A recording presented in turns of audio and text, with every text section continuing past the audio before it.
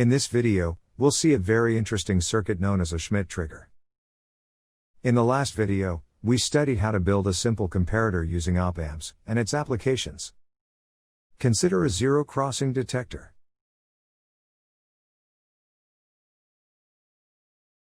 The output switches from plus Vsat to minus Vsat, and vice versa whenever the input signal crosses zero. However, there is a small problem in this circuit. What if the input signal is eroded by some noise? As you can see, we get some false transitions. This is a very serious issue as noise is present everywhere, rendering our comparator useless. So how to solve this problem?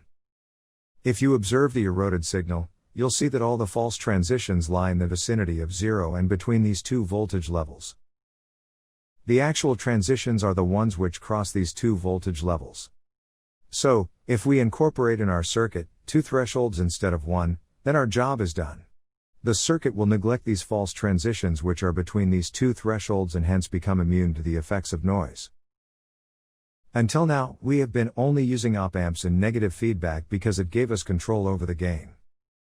We have been avoiding positive feedback because in this case, the output only saturates to either the positive or the negative saturation voltages. But that's exactly what we want for our comparator. So let's see whether positive feedback holds the solution of our problem. Consider the simplest positive feedback configuration as shown. If you observe carefully, this circuit looks very similar to the inverting amplifier configuration, which we are familiar with. However, in this circuit, the output is fed back to the non-inverting terminal of the op-amp, hence establishing a positive feedback. Consider the case where the output is saturated to Vsat. The voltage at the non-inverting input terminal of the op-amp is R1 upon R1 plus R2 into Vsat. As the input signal increases in the positive direction and crosses this value, VID becomes negative and hence, Vout becomes minus Vsat. Hence, we will call this value as VUT, that is, the upper threshold voltage. After this, voltage at the non-inverting terminal is minus R1 upon R1 plus R2 into Vsat. Now, as long as Vn is greater than this value, VID is negative and hence, the output remains at minus Vsat. Once Vn falls below this value, VID becomes positive and hence, the output becomes Vsat.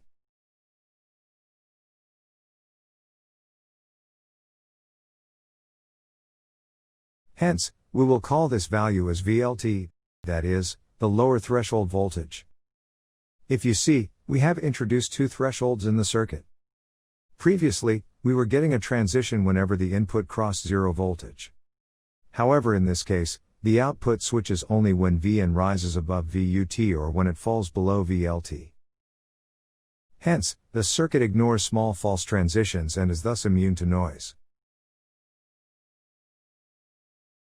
By doing all this, we have introduced hysteresis in the circuit.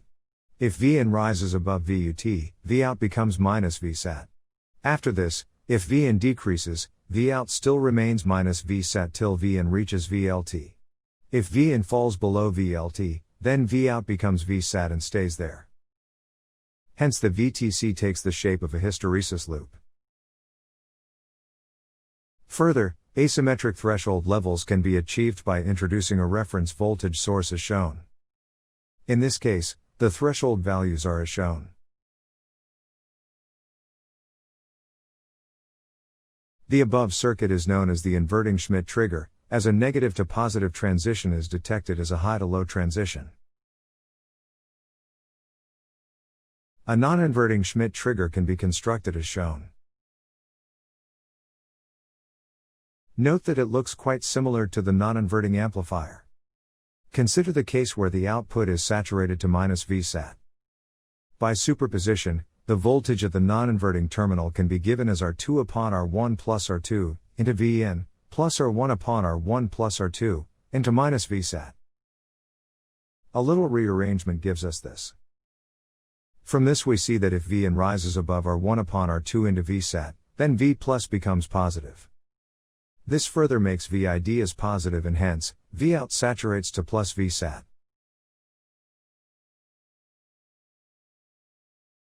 Therefore, the upper threshold level is R1 upon R2, into V sat. Now again by superposition, V plus comes out to be R2 upon R1 plus R2, into V and plus, R1 upon R1 plus R2, into V sat. Rearranging we get this. Now if Vn drops below R1 upon R2 into V sat, then V plus becomes negative. This further makes Vid negative and hence, V out saturates to minus V sat. Therefore, the lower threshold level is minus R1 upon R2 into V sat.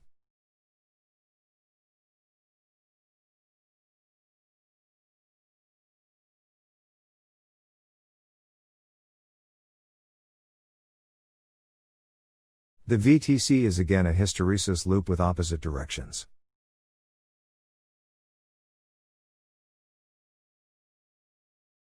The Schmitt trigger is denoted with an op-amp symbol with a hysteresis loop inside it. There are many different Schmitt trigger circuits. But in every one of them, the concept remains the same. That's all for the Schmitt trigger. If you have any doubts, feel free to ask in the comments section below. Don't forget to like, share and subscribe.